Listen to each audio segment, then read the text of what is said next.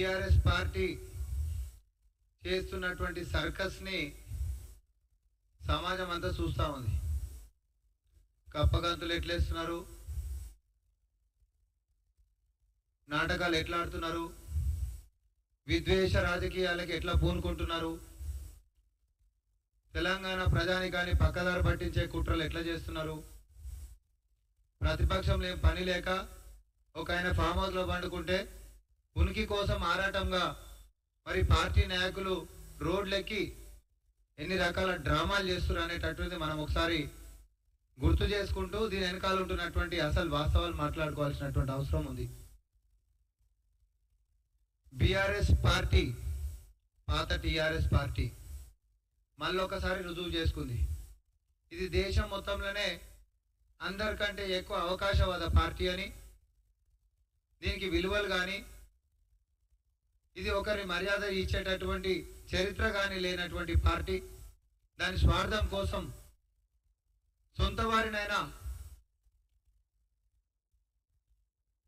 ప్రేరేపించి ఆత్మహత్యలకు పూలుగొల్పినటువంటి చరిత్ర ఉన్న పార్టీ ఈరోజు మళ్ళా అదే అధికారం కోల్పోయిన తర్వాత ఒక పార్టీ నాయకుడికి పదవి కోసం ఇంకో ఎమ్మెల్యేని ఉసిగొల్పి సొంత పార్టీ పిఏసీ చైర్మన్ వచ్చినటువంటి ఇంకొక ఎమ్మెల్యే పైన ప్రాంతీయత విద్వేషాన్ని రగిల్చే కుట్ర చేసినటువంటి దాన్ని కూడా మనందరం చూసినాం.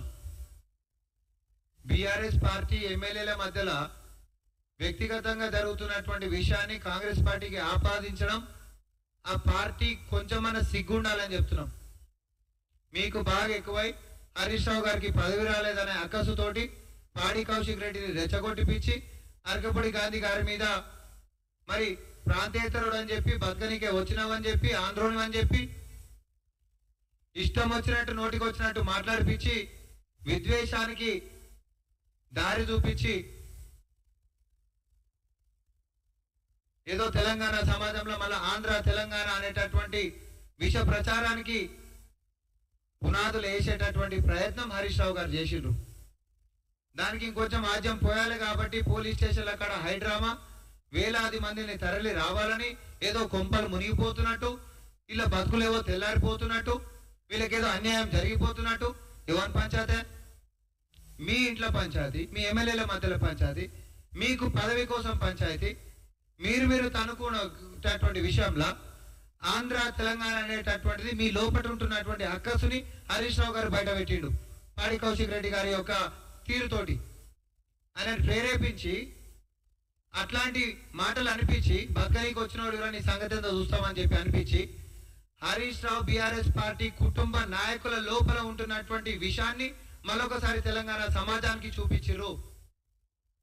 ఇదే మాజీ మంత్రి అగ్గిపేట హరీష్ రావు గతంలో తెలంగాణ కోసం కొట్లాడినటువంటి వాళ్ళప్పుడు కూడా ఇట్లనే రెచ్చగొట్టి అగ్గిపేట లేదని చెప్తే బలైపోయినటువంటి వాళ్ళది అధికారంలోకి వచ్చిన తర్వాత అడ్రస్ లేవని చెప్పినటువంటి చరిత్ర గుర్తు చేస్తా ఉన్నా. కడుపు పట్టుకొని పొట్టకోటి కోసం ఈ రాష్ట్రానికి వస్తే కడుపులో పెట్టుకొని చూసుకోనికే తెలంగాణ సమాజం ఎప్పుడు సిద్ధంగానే ఉంటది. కానీ మా పొట్ట కొట్టేటటువంటి ఆలోచనలతో ఎవరు వచ్చినా సహించేది లేదని చెప్పి ఒక ఉద్యమం వచ్చిన తర్వాత కాంగ్రెస్ పార్టీ తెలంగాణ రాష్ట్రాన్ని ఇచ్చిన తర్వాత మన రాష్ట్రానికి మన బిడ్డలే పాలన చేస్తున్నటువంటి సందర్భంలో తెలంగాణ ఆంధ్ర అనేటటువంటి అంశము ముగిసిపోయినటువంటి అధ్యయనము.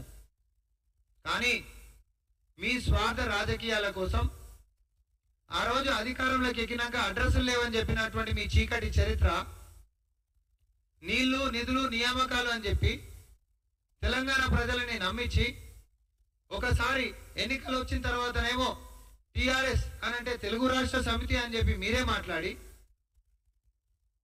అభివృద్ధి ఏదైనా కూలిపోయిన ప్రాజెక్టులు చూపించుకుంటా, నియామకాలు ఏమైనా అంటే కొర్రీలు పట్టేటువంటి కోర్టు కేసులు చూపించుకుంటా, నిధులు ఏమైనా అంటే 7 లక్షల కోట్ల అప్పులు చూపించుకుంటా ఈ రాష్ట్రాన్ని డకాయిట్లు కొల్లగొట్టినటువంటి మీ చీకటి చరిత్ర తెలంగాణ సమాజానికి నచ్చకనే మిమ్మల్ని ఓడగొట్టిర్రు. తర్వాత కూడా మీ యొక్క బుద్ధి మారక పేటరేవుతున్నటువంటి మీ యొక్క విధానాలని నచ్చక డకాయిట్ టీం ని పార్లమెంట్ ఎన్నికల్లో డకౌట్ చేసిర్రు. అయినా కూడా మీ బుద్ధి మారతలేదు. విధ్వంస రాజకీయాలు తెరలేపాలనేటటువంటి మీ యొక్క కుట్రపూరితమైనటువంటి విషయాలు ఏవైతే ఉన్నాయో తెలంగాణ ప్రజలు మెచ్చేటటువంటివి కావు. మిమ్మల్ని అప్పుడు పార్లమెంట్ ఎన్నికలలో డకౌట్ చేసిరు, కానీ మిమ్మల్ని భవిష్యత్తులో టోటల్ గా రిటైర్ చేయబోతున్నారు. మళ్ళీ చెప్తా ఉన్నాం, ఇక్కడ కాంగ్రెస్ పార్టీ ప్రజాపాలన ఈరోజు యంత్రాంగాన్ని ప్రజలు మొత్తం మెచ్చేటట్టుగా ఒక పక్క సంక్షేమాలని ఇంకొక పక్క అభివృద్ధిని ప్రపంచమే ఈరోజు నోరు తెరిచి చూసేటట్టుగా ఏదన్నా జరిగిందా అండి చరిత్రలో? ఏ రాష్ట్రం చరిత్ర చూపిస్తారా? 26,000